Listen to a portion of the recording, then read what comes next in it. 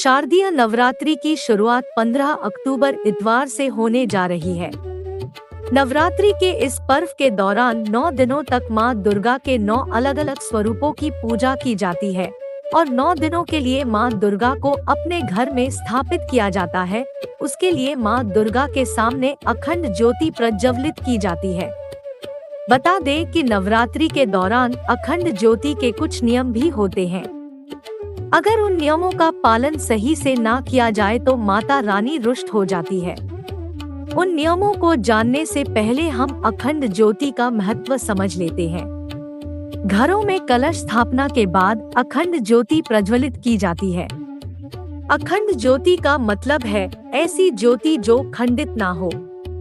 जिन व्यक्तियों के काम नहीं बन रहे हैं, घर में बीमारी का वास हो गया है, आप आर्थिक तंगी से गुजर रहे हैं, तो उन लोगों को अपने घर में अखंड ज्योति जरूर प्रज्वलित करनी चाहिए। ऐसा करने से मां के आशीर्वाद से आपके सारे बिगड़े काम बन जाते हैं, घर में खुशहाली आती है और सभी मनोकामनाएं पूर्ण होती है।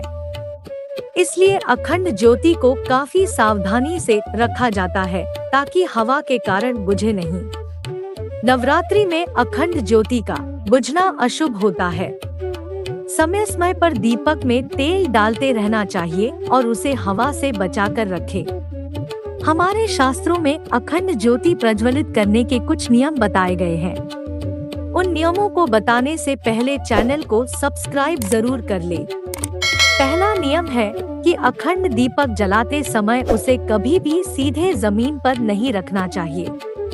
अगर चौकी पर ज्योति प्रज्वलित कर रहे हैं तो उस पर लाल कपड़ा बिछाएं और अगर कलश के ऊपर ज्योति प्रज्वलित कर रहे हैं तो उसके नीचे गेहूं की ढेरी बना ले, उसके ऊपर दीपक रखें। आप जिस दीपक में ज्योति जला रहे हैं वो दीपक अच्छी तरह से साफ होना चाहिए। अगर दीपक मिट्टी का है तो देख ले कि ये पहले इस्तेमाल किया गया न हो और कहीं से खंडित न हो। पूजा में टूटा दीपक इस्तेमाल करना शुभ नहीं माना जाता। हमेशा नहाकर ही अखंड ज्योति को हाथ लगाएं। अखंड ज्योति के लिए लंबी और मोटी कपास की बत्ती का प्रयोग करें या मौली की बाती बनाएं। पीतल, चांदी या मिट्टी के दीपक का ही प्रयोग करें। अखंड दीपक की पूजा करते समय दीपक पर कुमकुम या रोली की बिंदी लगाएं और समृद्धि के प्रतीक चावल चढ़ाएं। पवित्र दीपक को शुद्ध तिल, सरसों का तेल या फिर देसी गाय के दूध से बने घी से भरें।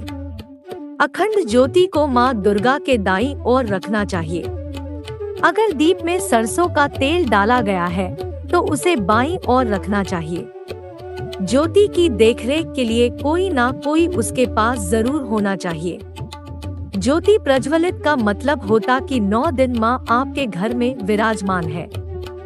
9 दिनों तक घर को खाली छोड़कर ना जाए। ऐसा करने से मां दुर्गा रुष्ट हो जाती है। पर्व के 9वें दिन के अंत तक बाती को प्रज्वलित रखने में मदद करने के लिए पर्याप्त लंबाई की बाती रखें। यह सुनिश्चित करने के लिए कि जब आप बाती को समायोजित कर रहे हो तो पवित्र दीपक जलता रहे, उसके साथ ही दूसरा दीपक जलाएं और फिर पवित्र बाती को समायोजित करें। उसके बाद दूसरे दीपक की बाती डुबोकर उसे बुझा दे या उसे अपने आप बुझने तक जलने दे।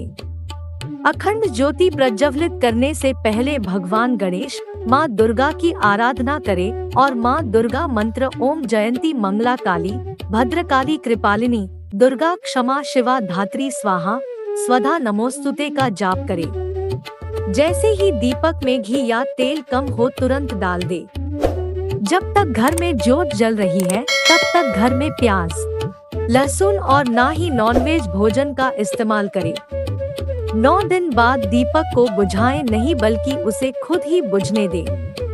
अगर इस नियम से आप घर में अखंड ज्योत जलाते हैं तो मां का आशीर्वाद प्राप्त होता है और घर में खुशहाली आती है। दोस्तों, कमेंट बॉक्स में जय मां दुर्गा लिखना ना भूलें।